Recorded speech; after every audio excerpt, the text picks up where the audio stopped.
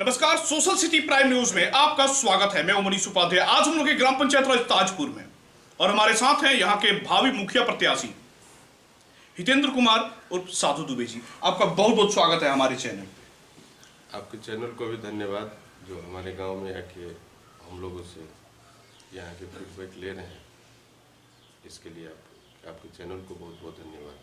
काफी सुना है आपके बारे में, क्योंकि आपकी फैमिली जो है वो रही है, वो शुरू से ही पंचायती राज जब से लागू हुआ था तब से आपके बाबा जी यहाँ पे मुखिया थे। तो क्या कहेंगे इस पे आप?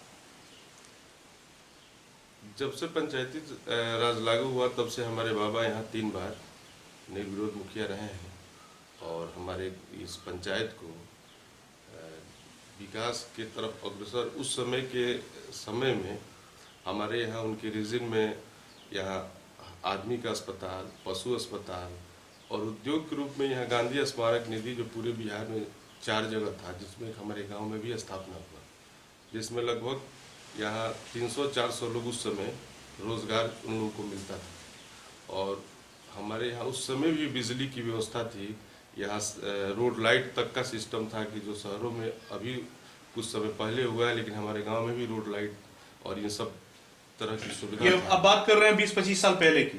20-25 से नहीं, आज से लगभग 50 साल पहले। 50 साल पहले सड़कों पे स्ट्रीट लाइट थी इस पंचायत। स्ट्रीट लाइट थी आज से 50 साल पहले। और यह रोजगार की व्यवस्था थी जहाँ लगभग औरत और जेंट्स यहाँ 300-400 लोग उस समय यहाँ काम करते थे गांधी स्मारक निधि के अंतर्गत, जो कि बाद में खादी भंडार हो गया। और यहाँ चरखा, कटाई, बुनाई और कपड़ा सब कुछ यहाँ बनता था। ये 50 साल पहले की बात है। आज से 50 साल पहले की बात है। तो उनसे हम लोगों को प्रेरणा मिलता है। बीच में हम लोग यहाँ दूसरों के हाथ में यहाँ का व्यवस्था दिया गया, पूरे पंचायत के लोगों ने मिलके, और चुनाव जो भी हुआ आगे उसमें बहुत से यहाँ जनप्रतिनिधि जीते, लेकिन ये यहाँ की स्थिति बद से बदतर करते चले गए। तो हम लोग जो है उस समय यहाँ शिक्षा दीक्षा के लिए घर से बाहर चले गए थे। मैं इलाहाबाद विश्वविद्यालय का छात्र रहा हूँ और वहीं से शिक्षा दीक्षा प्राप्त किया और सोशल वर्क भी वहाँ भी करता था और थोड़ा सा हम लोग का ब्लड में भी है। तो यहाँ आने के बाद यहाँ की स्थिति और परिस्थितियों को देखते हुए फिर से जो हमारे पूर्वजों का बना बनाया व्यवस्था था, यहाँ के लोगों ने उसको बिगाड़ दिया, जो जनप्रतिनिधि यहाँ जीते। इससे हम लोग को कष्ट हुआ और मैंने ये प्रण किया कि फिर से उससे भी बेहतर व्यवस्था बनाया जाएगा। इसलिए हम इस चुनाव में अपनी भागीदारी शुरू किए और विगत 5 वर्षों से मैं यहाँ हूँ। मैंने लगभग यहाँ का ट्रेंड बदल दिया। यहाँ मैं आया तो देखता था कि वृद्धा पेंशन जो लोग बनवाता है उसमें यहाँ पैसा लेता है, और लोगों को भी ये मालूम हो गया था कि काम करने के लिए पैसा लगता है। या इंदिरा आवास में देखे कि जितना पैसा मिलता है उसमें आधा पैसा लोग लाभुक को देते हैं, आधा पैसा खा जाते हैं। ऐसी व्यवस्था ही थी। शौचालय वगैरह का भी नया स्कीम आया, तो यहाँ भी उसमें भी देखने में आया कि उसमें से भी लोग 4,000-5,000 रुपये मार ले रहा है लोग। इससे थोड़ा बहुत कष्ट हुआ और मैंने एक यहाँ अभियान शुरू करा दिया, लोगों को ये बताया कि ये आपका अधिकार है और इसमें कहीं पैसा वैसा नहीं लगता है। इस जो भी सरकार का स्कीम है फ्री में यहाँ 200-250 लोगों का मैंने पेंशन बना के दिखाया कि ले जाके लोगों को दिखाया कि कैसे बनता है, कैसे होता है। इसमें 5 पैसा घूस नहीं लगता है और 200-250 लोगों को मैंने बनवा के दिखाया और लोग आज जान गए कि इसका पैसा नहीं लगता है। इंदिरा आवास में लगभग यहाँ जो आधा पैसा ये लोग ले लेता है उसको भी मैंने, जिसका नाम था उस लिस्ट में, यहाँ भ्रम लोगों को फैला दिया जाता है कि नहीं मुखिया जी के यहाँ जाइएगा तो नमोए कट जाएगा, इसलिए योजना का लाभ नहीं मिलेगा। तो लोग चले जाते हैं और जो लोग वो मांगते हैं पैसा दे देते हैं। मैंने कहा ऐसा कुछ नहीं होता है, कोई आपका नाम नहीं काट सकता है। और उसके बाद मैंने उन लोगों को दिखाया कि कैसे ये बनता है। ये योजना में मुखिया का कहीं योगदान नहीं है और उसमें ले जाकर ब्लॉक से जो आवास सहायक, सुपरवाइजर और वीडियो के जो चैनल से ये आवास योजना मिलता है उसको दिखाया। उन्होंने कहा 4 लाख और उनको 1,20,000 रुपया आवास का, 15,500 उनको जो अलग से मजदूरी मिलता है वो, और 12,000 शौचालय का, 1,47,500 रुपये उन लाभुकों को मिला मेरे माध्यम से। तो लोगों में ये जागरूकता आई कि नहीं इसमें तो कहीं पैसा नहीं लगता, हम लोग को भ्रम फैलाया जा रहा। तो लोगों में अब धीरे धीरे जागरूकता आ रहा है, जिससे कि एक अच्छा संकेत है इस गांव का कि अब धीरे धीरे लोग एक सिस्टम पे आ रहा है कि नहीं नहीं ये गलत लोग कर रहा है। परिवार से चूंकि मुखिया जब निर्विरोध थे, तो अभी जो 15 साल या 20 साल से जो अभी गैप चल रहा है, इस गैप के पीछे क्या कारण था? इस गैप के पीछे कारण था कि बीच में 1900 संभवतः 80 या 85 से हम लोग के पंचायती राज व्यवस्था ठप हो गया और लगभग 15-20 साल तक यहाँ चुनाव नहीं हुआ। और 2000 में जब चुनाव का समय आया था तो उस समय हमारे परिवार में जो लोग भी उस समय, जैसे बड़े पिताजी थे, बाबा भी थे, तो बाबा बुजुर्ग हो गए थे, उन्होंने पहले ही छोड़ दिया था दूसरों के लिए। पिताजी और बड़े पिताजी लोग गवर्नमेंट जॉब में थे, दादी भी हमारी गवर्नमेंट जॉब में थी।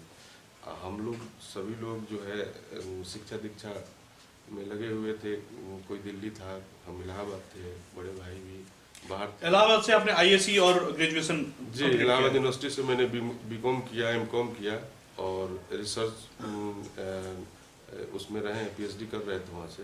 उसी समय कुछ अपने पारिवारिक समस्या को लेकर फिर वहाँ से हम, और पारिवारिक और सामाजिक हमारे गांव की जो व्यवस्था थी इसको लेके हमने वहाँ कंपटीशन की भी तैयारी किया और हमने लगातार कंपटीशन प्री मेंस क्वालिफाई किया, इंटरव्यू भी दिया हमने।